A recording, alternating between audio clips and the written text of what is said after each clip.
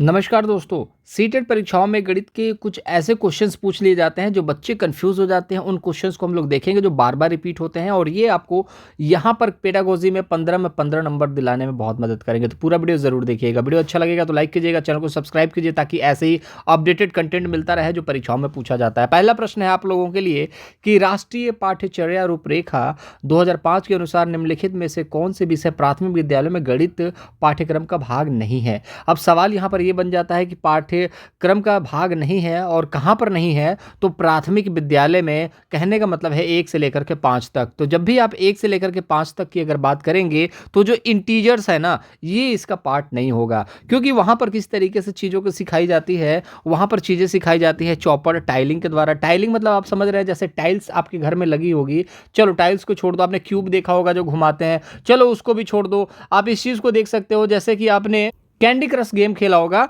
जिसमें से ऊपर से लाल वाला आएगा और 3 लाल वालों के साथ मिल करके उसको काट देगा। तो जो भी इस तरीके की चीज़ें होती है ना, जो कैंडी क्रश हो गया और चीज़ों को फिक्स करने वाला हो, जैसे मैंगो का शेप है, ठीक है। अब मैंगो का जो शेप है, मैंगो के शेप में आपको क्या करना है, मैंगो वाली जो इमेज होगी उसको ले जा करके फिक्स कर देनी है। तो इस तरीके की टाइलिंग बोला जाता है, ठीक है। अनुमान लगाना ये इंपॉर्टेंट है, ये भी इंपॉर्टेंट है। प्राथमिक स्कूल में जो है बच्चों को अनुमान लगाने के लिए प्रेरित करना, ठीक है। कि बताओ तुम्हारे घर में मम्मी पापा और तुम हो और एक बहन हो गई, तो बताओ कितने लोग हुए। तो बच्चा सोच के बताएगा हाँ सर 4 लोग हो गए। तो 3 के बाद क्या आया, 4 आया। तो इस तरीके से अनुमान लगाने की बात करना है। सिमेट्री से भी प्रश्न यहाँ पर बार बार बनते हैं, इस चीज़ को याद रखिएगा। और डेली बनते हैं, मतलब जब भी एग्जामिनेशन होता है तब आप देखोगे सिमेट्री से एक सवाल बन जाता है। अब सिमेट्री के सवाल होते कैसे हैं, इस चीज़ को भी। अब यहाँ पर 8 है, अब बोलेगा ऐसी कौन सी संख्या है जिसको उल्टा कर दो, पुल्टा कर दो, कुछ भी कर दो, किधर भी घुमा दो वो सेम ही रहेगा। तो अब मान के चलो ये 4 है, अब 4 को उल्टा कर दोगे तो 4 ऐसे हो जाएगा,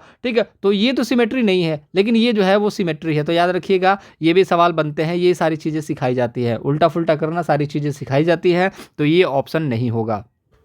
उसी से मिलता जुलता एक और प्रश्न इस तरीके के आपको 3-4 चीज़ें देखने को मिलेंगी ऑप्शन में भी। तो मानकों का प्रयोग निम्न में से किन किन को अवधारणाओं को समझाने के लिए किया जाता है, ठीक है। तो अब यहाँ पर देखेंगे आप संख्या बोध, भिन्न, प्रतिरूप, ठीक है। तो अब देखोगे संख्या बोध तो सिखाया जाता है। संख्या बोध क्या होता है, 1 2 3 4 इनको पता होना चाहिए।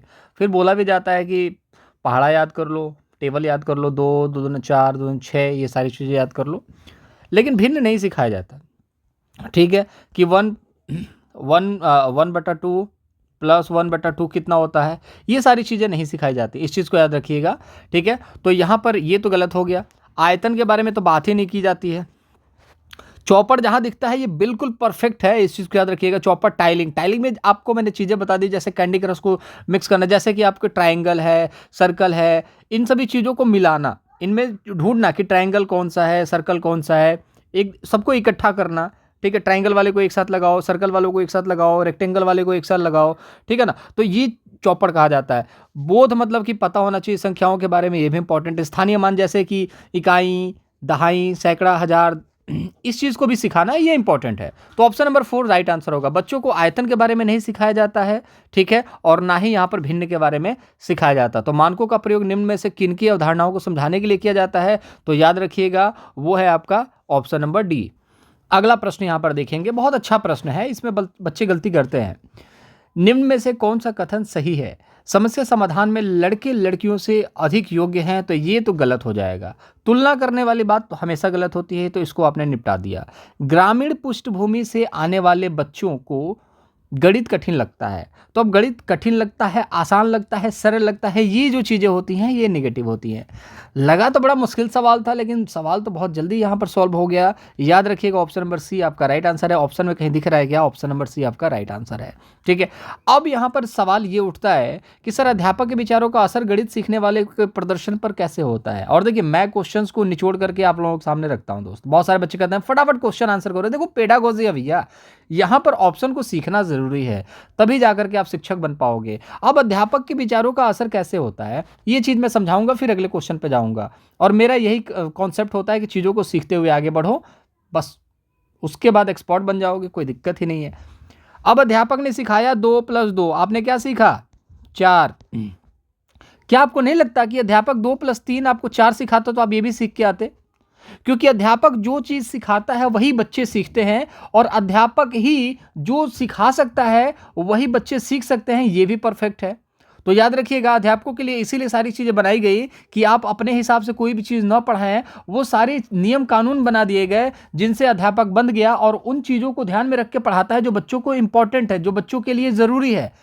तो इसलिए याद रखिएगा, अध्यापक जो भी चीज़ें पढ़ाएगा बच्चों के हित के लिए पढ़ाएगा। लेकिन क्यों, आखिर ऐसा क्यों करेगा? क्योंकि अध्यापक जो भी पढ़ाता है वो बच्चों के ऊपर असर डालती है। तो याद रखिएगा, अध्यापक जो भी पढ़ाया जाता है, जो भी विचार है वो सीखने वालों के ऊपर बिल्कुल परफेक्ट अप्लाई होते हैं। इसीलिए अध्यापक को यहाँ पर उतना कहीं ना कहीं आप देखोगे तो वही पढ़ाने चाहिए जो संगत हो। ठीक है, याद रखिएगा, ये गारंटी है लगभग 99% बच्चे इसमें गलती करेंगे।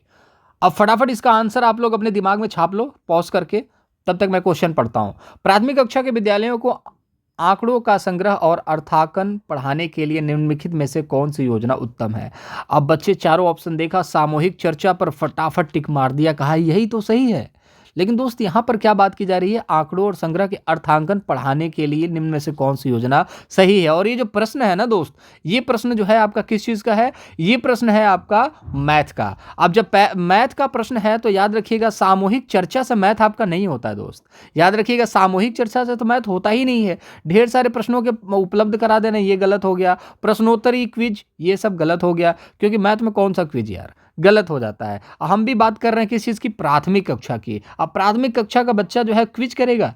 उसको सिर्फ ABCD, क ख ग घ 1 2 3 ये सब चीज़ें सीखना है, थोड़ा बहुत जोड़ घटान गुणा भाग ये सारी चीज़ें सीखना है, क्विज नहीं। तो विद्यार्थियों के सर्वेक्षण का संचालन करवाना ये इंपॉर्टेंट है। ठीक है, सर्वे करवाना इंपॉर्टेंट है। तो याद रखिएगा, सर्वे जो होता है ये पॉजिटिव होता है। जहां पर भी आपको प्राथमिक स्कूल के ऑप्शंस में आपको सर्वे देखने को मिलता है बच्चों के लिए, तो विद्यार्थियों से सर्वे करवाना। सर्वे क्या करवाना है कि बताओ रामू के घर में कितने बच्चे हैं माता पिता को लेके?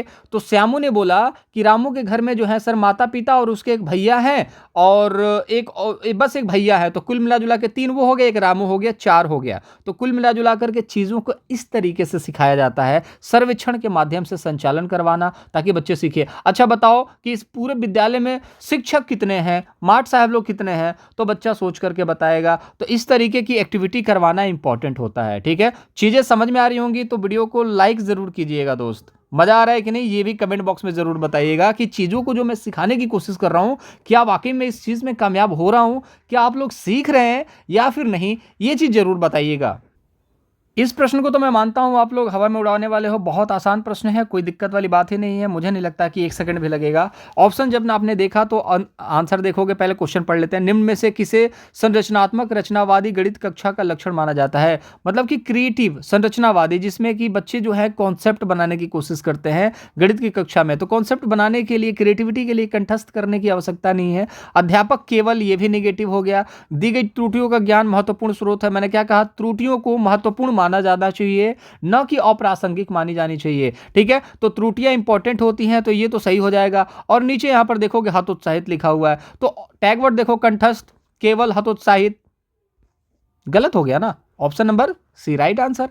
इतना आसान चीज़ें मैंने आप लोगों के लिए कर दी है, लेकिन चैनल को सब्सक्राइब नहीं करते हो, सारे वीडियोस नहीं देखते हो। सब वीडियो देख लो यार, 110 प्लस कहीं नहीं गए आपके। मैं इस चीज़ के बारे में बोलता हूँ। मैं कभी भी ये नहीं कहता कि आप 130 140 लेकर के आओगे, लाते होंगे बहुत सारे बच्चे, लेकिन मैं हर एक बच्चे को कह रहा हूँ जो एवरेज बच्चा है ना, वो 110 नंबर लेकर के चलाएगा, क्योंकि मैं वही चीज़ पढ़ाता हूँ जो परीक्षाओं में पूछा जाता है। और मैं ये हल्ला नहीं करता, जो पढ़ाया वही आया। जो यार जो कॉन्सेप्ट है वो पढ़ाओगे उसी में से ही पूछा जाएगा, तो इसमें हल्ला करने की क्या जरूरत है? मैंने अभी सुबह पढ़ाया था, मैंने दोपहर में पढ़ाया था, मैंने परसों जो मैराथन ली थी उसमें पढ़ाया था।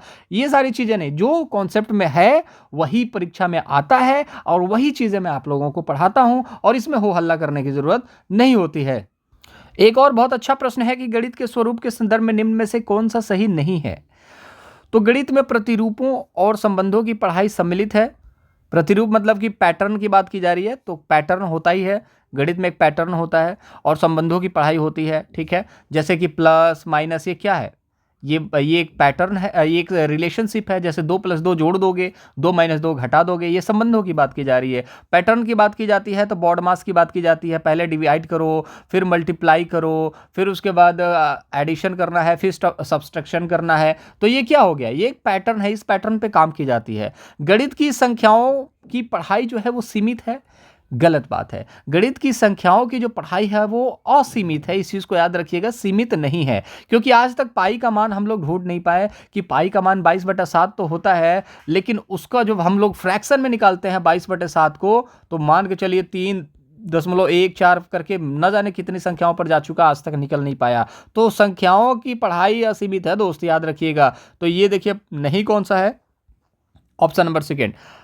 कहोगे कि यार दो ऑप्शन सर और हैं, उसको भी तो समझाओ। बिल्कुल समझाएंगे। अमूर्तीकरण क्या होता है दोस्त? मतलब कि वो चीजें जो आप नहीं देख पाते हो उसके बारे में सोचना। आपने कभी भी कहीं ना कहीं आप मान के चलो आपने सचिन को देखा होगा, सचिन तेंदुलकर को आपने देखा होगा, कैसा दिखता है, याद आया? ठीक है, अब मैं बोलूं कि आपने क्या दो को देखा है? आपने दो को देखा है? तो आपने दो को नहीं देखा, सिर्फ आपने लिखा हुआ है उसी चीज को देखा है, और हमेशा आपके दिमाग में दो इसी तरीके से आएगा। तो ये क्या चीज है? ये अमूर्त चीजें हैं, जो चीजें नहीं दिखती हैं, उस चीज के बारे में हम लोग सीखते हैं ना, उसी को बोला जाता है। ए को कभी देखा है आपने? नहीं देखा, लेकिन अजय को जरूर देखा होगा, ठीक है ना? तो अमूर्तीकरण, इस चीज को याद रखिएगा, इस चीज को याद रखिएगा। मानदर्शन मतलब दृश्यकरण, मतलब जो चीजें नहीं दिखती है वो भी गणित है, जो दिखता है वो भी गणित है। वास्तविक संसार से जुड़ा है, बिल्कुल वास्तविक संसार से जुड़ा है, इस चीज को भी आप जानते ही हैं, भली भांति जानते हैं, ठीक है। तो दूसरी चीज है कि दूसरा ऑप्शन जो है वो आपका राइट आंसर होगा, ठीक है। मजा आ रहा है कि नहीं बताएं? बोलो, मजा आ रहा है? चलिए नेक्स्ट क्वेश्चन।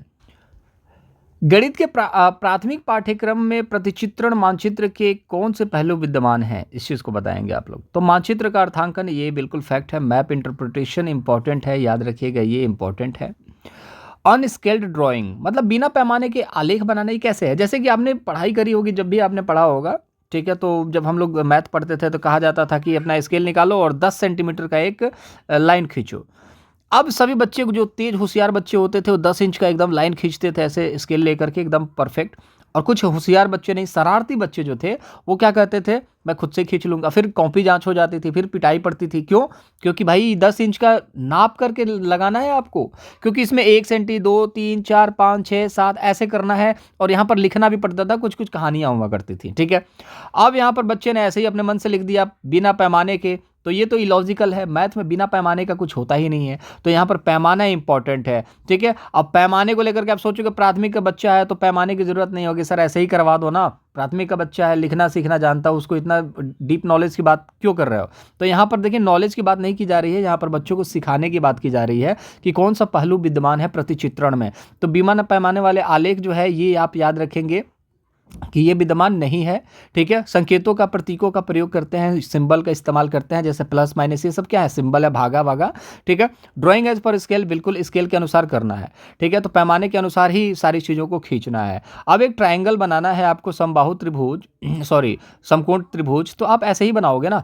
अब आप ऐसे तो बना नहीं सकते, तो एक 90 डिग्री का कोण तो बनना ही चाहिए समकोण त्रिभुज में। तो ये सारी चीज़ें जो है आपके लिए इंपॉर्टेंट है। तो ऑप्शन नंबर बी जहाँ पर भी है गलत करो, तो यहाँ पर बी है गलत करो, यहाँ पर बी है गलत करो, यहाँ पर बी है गलत कर दो। ऑप्शन नंबर ए जो होगा राइट आंसर हो जाएगा, ठीक है। तो कुछ जो ऑप्शंस वाले क्वेश्चंस होते हैं ना, जिसमें ए बी सी डी दिया होता है, तो उसमें एक ऑप्शन जो दिखता है नेगेटिव है, जहां जहां दिखता है उसको हटाओ, और उसके बाद आंसर निकाल करके एक नंबर लूटना है आपको।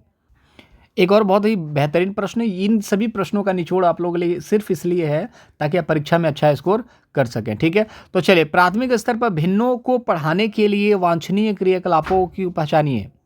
तो यहाँ पर देखेंगे प्राथमिक स्तर पर भिन्नों को पढ़ाने के लिए वांछनीय क्रियाकलाप को पहचानिए। तो पहला क्या है? हस्तक्षेप नहीं करना चाहिए, तो ये गलत हो गया।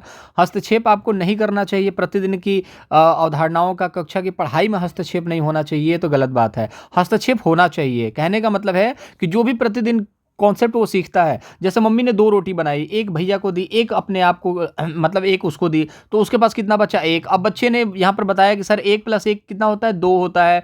तो सर ने पूछा कैसे होता है 2? तो एक मम्मी को दिया और एक मुझे दिया, मतलब कि 2 रोटी थी, मम्मी बोली 2 ही बनाई हूँ बेटा, एक तू ले ले, एक मुझे दे दिया। तो सर, तो अरे यार तुम अपने घर की रोटी दाल अपने घर पे रखा करो, यहाँ पर इस तरीके से नहीं पढ़ाई होती है। तो इस तरीके की चीज़ों को नहीं करना है दोस्त, ठीक है। दूसरी बात है केवल शब्द हो गया, ये भी निगेटिव हो गया। भिन्न की अवधारणाओं को विभिन्न स्थितियों को प्रदर्शित किया दिया जाना चाहिए। तो विभिन्न है, स्थितियां हैं, प्रदर्शित है, भिन्न है, ये इंपॉर्टेंट है, याद रखिएगा। विभिन्न विभिन्न स्थितियों की जो भी चीजें हैं उसको प्रदर्शित करना चाहिए क्लास में, इंपॉर्टेंट है। महत्व देना चाहिए कि अंश और हर पृथक है, तो ये भी गलत है। अंश और हर जो है पृथक है, इस चीज को महत्व न दीजिए। बच्चा सीखना चाहता अंश और हर के बारे में, पहले उस चीज को सिखाइए, ना कि ये बताइए कि तुमने कम ज्यादा ले लिया है, 2/3 होना चाहिए तो तूने 3/2 कर दिया, बेवकूफ कहीं का। इस तरीके की चीजों का इस्तेमाल नहीं करना, बस चीजों को सिखाना है। तो कुछ इंपॉर्टेंट क्वेश्चन है दोस्त हमने डिस्कस करे। इसकी पीडीएफ जो है वो टेलीग्राम चैनल पर मिलेगी, डिस्क्रिप्शन बॉक्स में लिंक है, जाइए वहां पर उन पीडीएफ में आपको आंसर भी दिखने को मिलेंगे और आंसर से आप क्या करेंगे, रिवीजन करते रहिएगा, क्योंकि इसी तरीके के सवाल कुछ मेमोरी बेस्ड होते हैं जो आपको उड़ा देंगे। तो आपको उड़ना नहीं है, आपको क्वेश्चन उड़ा करके आना है, ठीक है। मुलाकात अगले वीडियो में करेंगे, अपना ख्याल रखेंगे। वीडियो अच्छा लगा हो तो कोई भी अच्छा पॉइंट होगा तो कमेंट बॉक्स में जरूर बताइएगा, वीडियो को लाइक कीजिएगा और सबसे इंपॉर्टेंट है चैनल को सब्सक्राइब कीजिए ताकि अपडेटेड कंटेंट आपको मिलता रहे। अपना ख्याल रखेंगे, बाय बाय।